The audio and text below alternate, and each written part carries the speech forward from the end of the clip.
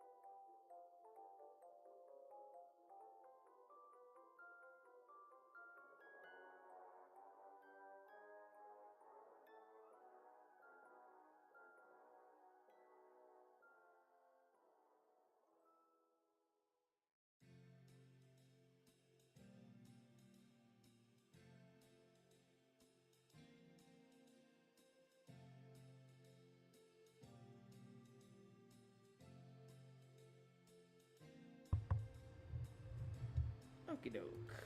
Got that sent out. Now I await people stopping by to hopefully call me an idiot. We'll see what happens. I'll look forward to it. I'll wait a few minutes to see if anyone pops in, but then I'll just start watching the replays. Overall, pretty okay first week. Obviously, there was the mess up that shall not be named. But you know what? Most people took it pretty well. Yep. And we got through it. You know, people remade their teams a little bit if they needed to. Still can.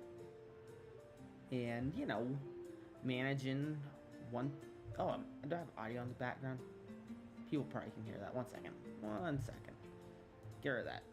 Sorry about that.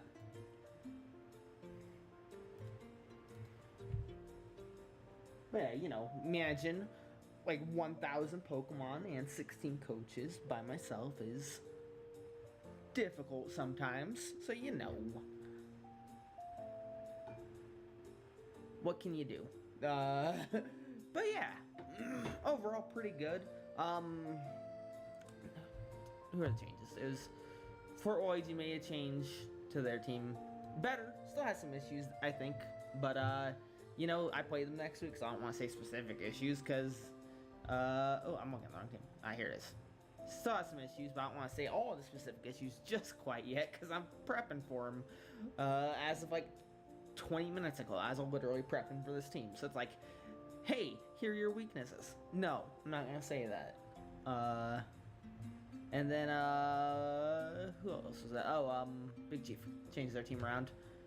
It's still a Big Chief team. It's fine. Better in some ways, worse in others. Yeah. Oh, almost lost my voice there. Sorry, give me just a second. I'm gonna drink some water.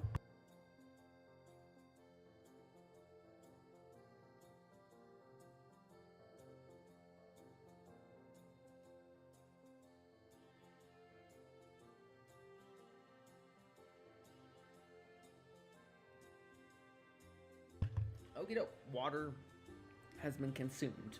And it's time to just start watching through the games. We got 7 games because, you know, what better way to start off the league than by one set of games not getting played yet already.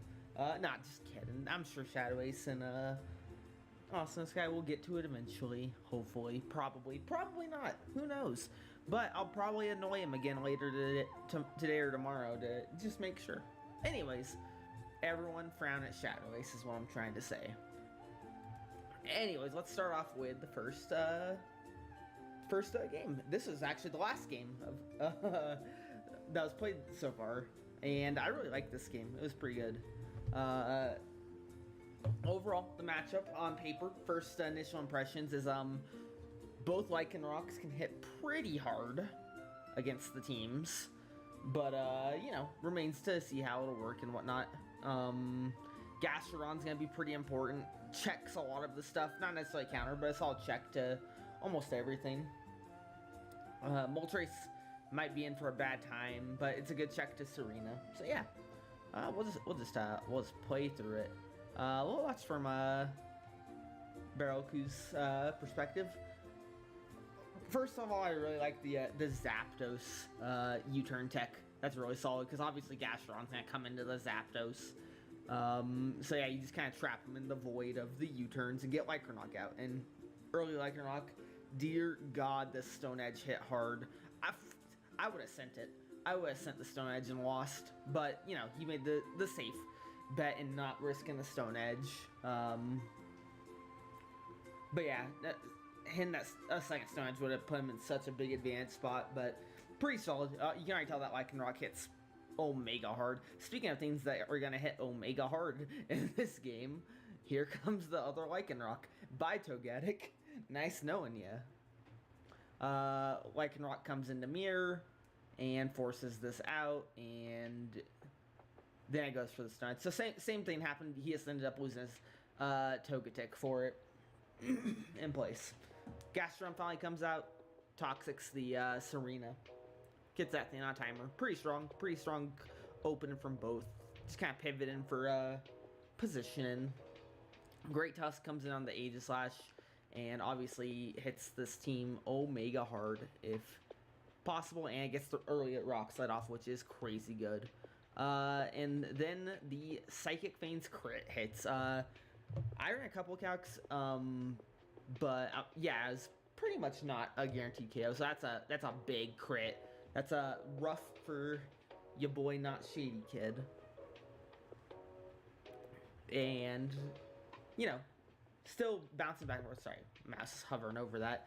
Bouncing back back and forth, but that crit did oops, I got a ping, and you're all gonna hear that, and I'm gonna look silly. Might turn that volume all the way down. Cool. Yeah, it's still definitely not over on either side, but that crit definitely helped a ton, because Great Tusk kind of just got a kill whenever it came in otherwise, and that Lycanroc would be dead right now, so it's like, man, that's making the game a lot harder. But pretty good. They're both still, you know, kind of jockeying for that position, and Lycanroc finally goes down and goes back into Aegislash to kind of play the mind games, because at this point its full moveset's been revealed, I believe. Yes it has. So it's like, you know, try to play the mind games versus Drapion just in case. And I can kind of see why he would want to save the Drapion. I think he probably could have just sent that Earthquake over and over again. But I can see why he would want to save it just as a last chance hit against Deoxys. But I probably would have just clicked Earthquake. Zapdos gets in and gets to kind of just click Thunderbolt and pressure this Aegislash a bit. After this, it's kind of just a little bit of back and forth, I believe, of, hey, I'm going to try and stall you out, I'm going to try and stall you out, and just, you know, trying to weaken that Aegislash down a bit, because keep it in range of, you know, the Earthquake, essentially. Aggressive swap into the Drapion, pretty good. And finally, I believe the Drapion's just going to go for Earthquake. That's the safe bet. Yeah, and now I can probably go for knockoff here. I don't know what happens. I know the outcome, but yeah, it goes for knockoff, kills the Aegislash, and lets the Deoxys speed come in. Probably just clicks knockoff here again to force. Oh no, he actually swaps. Meh. I would just click knockoff, save some differential, because Drapion needs to come out anyways, right? So yeah, that's some bad differential management, but I believe the Life Orb puts it in range of Excel Rock, is kind of what happens here. Oh, drill run, and I believe double Excel Rock probably killed though. Because you weren't outspeeding the Deoxys speed, so I think double Excel Rock was probably still better there. But yeah, cleaned it up, a little bit messy near the end, but got the win. It was a really good game, very close. I really liked it. Now, we can move on to the next game, which was Zero Fairy versus Delta Rat. This was a good one, from what I remember. I didn't get to see all of it, so I'm actually... This is one of the ones I actually didn't get to watch all of, so I'm excited to watch back. I helped Zero Fairy prep a little bit for it, but not everything. Immediate nasty plot in front of the Clef, because you have the Roselli Berry, into Belch, which is funny. Very, very funny tech on both on the Hydreigon. Oh yeah, they had the April Fool's sprites when they were playing this, saying it right over here. But yeah, early kill on Clef and Hydreigon kind of evens it out. Clef would have been really nice for Valiant, so that's probably nice for Deltarac's favor. That Memento was really early. I know they said they were kind of worried about that they Memento too quick, but yeah, Crawdont comes in, goes for the Dragon Dance. It's just gonna knock off the Ice Face, and yeah, maybe a little bit of not 100% sure. Ooh, Snowscape on the Penguin as well. Pretty solid tech there. Pretty solid tech for countering something like a Crawdont. And then just going for the Calm Mind. Really trying to set up that Calm Mind sweep now while possible. I kind of sort of was a stored powered set, but maybe Zero Fairy changed it early on. But yeah, just gonna kind of not be able to do everything here against this this core. It's really some really good bulk with that Aurora Veil set on Ice Cube, and then Mew's gonna come in and just be able to do its thing. Knock off on the Mew smart. Don't let the Ice Cube potentially get in again. Inteleon comes in, and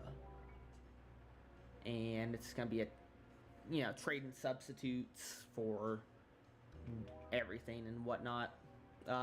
This is one of the moments where the Terra Blast thing does kind of come into play, but it could have just always ran Dark Pulse for Slowbro as well. But yeah, Clef, you gotta try and Calm Mind, beat out the Inteleon, and it's not really gonna work because yeah, just that. And then yeah, it could have ran Dark Pulse with Terra, so it's like it's not a huge deal on the Terra Blast. Doesn't matter too much, but Inteleon's pretty much gonna be able to clean up for the most part. Hits Annihilate, and that's gonna let I believe Ice Cube come in and clean up the rest of this game, or Valiant. Yeah, Valiant makes sense. Shadow Ball into probably Shadow Ball again. I think Ice Cube gets a kill here. Yeah, goes into Ice Cube and clicks the Freeze Dry, I believe. Yes. So yeah, pretty well played game. Definitely a lot of interesting tech on both sides. Could have gone either way for sure. That was very close to a potential Crawdont sweep in a couple of ways. If they could have gotten rid of the Ice Face, Aqua Jet could have put some heavy pressure on. But yeah, not too much to say about that game. It was just a lot of back and forth. The big momentum shift was definitely the Snowscape Aurora Veil. Yeah, pretty good game though. Next up is Caldera versus Tempura Boys. I helped Caldera prep for this, and I was really proud how we prepped. We did really well. We saw how good Quadsire was this week, and we really wanted to get Caldera their win because they're still really new to battling, and want to start off on a positive note. So, a matchup, just at the initial glance here, Quadsire slaughters this team. Really hard for Tempura Boys to put the pressure they need on it. So as long as Caldera plays the Quadsire well, they should be good, right? And we'll just start playing through. I'm gonna put this on fast. No, I'm not. No, I got time. And yeah, Quadsire just kind of the initial first swap into pretty much everything. I did kind of, I was like, watch out for Ice Beam. Didn't do anything. Watch out for Zen Headbutt, which could have been the other potential thing from Greninja. But yeah, Quadsire does its thing, and then sort of just hits. Polito with the sub comes out. Had to talk to Tempor about, hey, read the rules, especially the ones that I didn't even want. Everyone else voted on it for Skull to be banned, so read the rules. And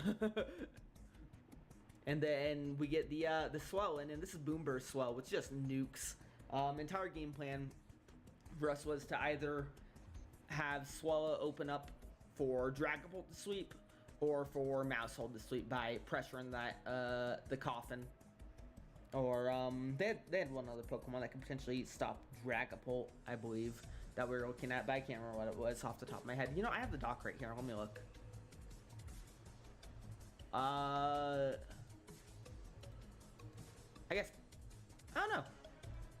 Dragapult still hits all this hard, but just kind of make Dragapult's job a little easier was kind of our game plan.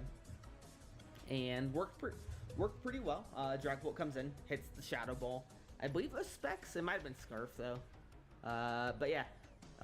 Ditto Copy comes in, can't hit the Quadsire. We made sure that, like, hey, don't give it any way for, like, any of the Ditto Copies to really hit Quadsire or Corviknight.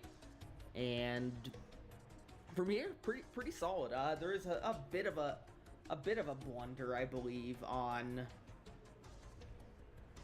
a Mousehold sacrifice here in a second. But other than that, at that point, just Swallow or Dragapult just sort of hit moves, right?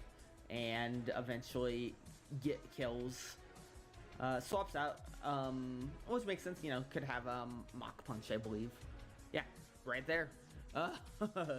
And, Mousehold dies to the Hitmonchan, but it doesn't matter because, Bolt is going to come in here, quick Shadow Ball, and then I believe Quadsire just cleans up the rest of the team with Earthquake, if I remember correctly. And they really don't have a switch into it, yeah. So we'll kind of just, speed through that because it's kind of just Quadsire, quick and Earthquake from there. Quadsire really good in this matchup. Pretty good Pokemon overall, I'd say. Yeah, really proud of Caldera for getting that win. He nailed it. What a gamer. All right. Actual Ford Man Liam versus Xandru. This was a hard match to prep for, and I feel like we prepped it. Well, I helped Liam prep for this, and like so many things in the back of my head realized, wait a minute, we prepped that wrong. We prepped that wrong. We prepped that wrong. And it was just a really tough matchup to prep for. And doesn't go too great, all things considered. We kind of came to the conclusion of, hey, Tapu Lele is kind of a problem. And our main goal was kind of just, try to get big trades and try to get both Skullvillain and Volcanion out to hit hard. Mainly Volcanion was kind of the big win condition we had here. In hindsight, maybe could have body pressed this Heatran, but then I think it was offensive Heatran of some sort. But yeah, this happens. We get the Volcanion out, and it's gonna get a kill. I'm pretty sure it hits the big Wild Charge here. Yeah. But obviously rocks are up, which are problematic. And Lele gets to come in and just kind of click Psychic for free, right? And Spec Psychic is pretty good. So yeah, after that, Lele sort of just does its thing, and not much you can do about it. We definitely could have prepped for the Lele a little better. We had the Darkon Skullvillain, which probably could have helped a little bit, but at this point, Lele was already kind of done the damage. So yeah, definitely in hindsight, we could have prepped maybe more offensively oriented, or brought some different Pokemon in. And after that, Zygarde's gonna get itself a kill, but I believe that's about it. Yeah, Oily cleans up. So yeah, rough matchup. We definitely probably could prep for it better, but move towards the future, right? Next week's matchup. Fort Waluigi versus Kaylee, and this was the one and only appearance of Masquerada because they got rid. This was also the season opener, like they said. Initial matchup. Definitely Skarmory is Suicide Lead Skarmory really good here. This first team Fort had really weak to hazards. Its only swap in for hazards is its only solution for hazards was Fearow. So it's like, you know, can't do much against getting that one layer of spike up. And then, you know, Quaquaval comes in, clicks Aqua Step, and bulky Quaquaval set to live the 2 extreme speeds and just set up a Moxie sweep basically. So yeah, pretty rough season opener for Fort Waluigi. Good season opener for Kaylee. Quaquaval set, pretty good. Quaquaval, pretty good Pokemon. It's a better Gyarados basically. Just because Aqua Step is a pretty good move. And yeah, that's a quick GG's.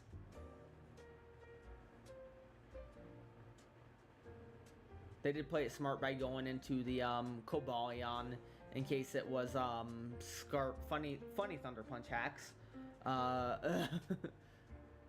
But they played it smart by going into the Cobalion in case it was Scarf. And yeah, quick sweep. Unfortunate, but it happens to all of us, right? Not to me. I've never been swept. I've never lost a game in life. We'll save my game for the last because I'm the best. Moon versus Big Chief. I helped Big Chief prep for this, and we came to the conclusion that Moon's team pretty scary versus his team. I prepped bulk up Zarude versus him, but even and I know that's not what Moon brought. I believe it was Scarf Zarude, but even then, it's like Zarude just hits this team really hard. Iron Shreds is very scary versus it as well, and early on, definitely seems like Dragonite can potentially make some waves here. But I believe it's weakness policy agility Dragonite as opposed to DD or anything like that. Not 100% sure on that though. Brick for the Aurora Veil, pretty nice. Other than that, Garchomp set up spikes because we need to give Garchomp spikes, definitely. That was a Pokemon that needed access to spikes. So yeah, triple layers up. Pretty rough for Big Chief here. Goes into the Licky, goes for the Protect, just in case, you know, high jump kick, right? Pretty smart, and just Scout the Cinderace is pretty smart. I don't know if this is Wish or not. Not 100%. Yeah, it is Wish. Perfect. Wish is smart, just Protect, and kind of try to play around this Iron Shreds and get some momentum going. Wouldn't be surprised if they Wish again, just because they're getting knocked off here, right? Yeah. Solid Wish. Smart Wish. And now maybe they click knock off of their own. Yep. Pretty smart. It's like I subconsciously watch this game and remember parts of it. Low kick. That's right. Low kick is pretty strong versus their team, but the Wish is going to come in clutch. And another low kick. Get the Weezing in there early. Good prediction on their part. Try to get that Wisp going off. I believe it's Flamethrower on the Weezing for the last. Is like Pain Split. It might have been Haze. It might have been Wisp, Protect, Haze, Flamethrower. But they're gonna try and set up the agility sweep with Dragonite, and then Moont is gonna hit them with the agility as well because both of these animals had to run weakness policy. These sick. They're both like, I have a great idea, agility weakness policy, and that's kind of. It's not gonna like end. It's gonna end the game. Definitely could have played one thing I noticed was he didn't go into Victini, even though that was kind of his only option, was to try and force the Hydro Pump miss, which he got, right? So possibly could have won the game if he would have went into Victini earlier, but it still would have been hard because Scarf Zarude was in such a good position, and after that Dragonite died.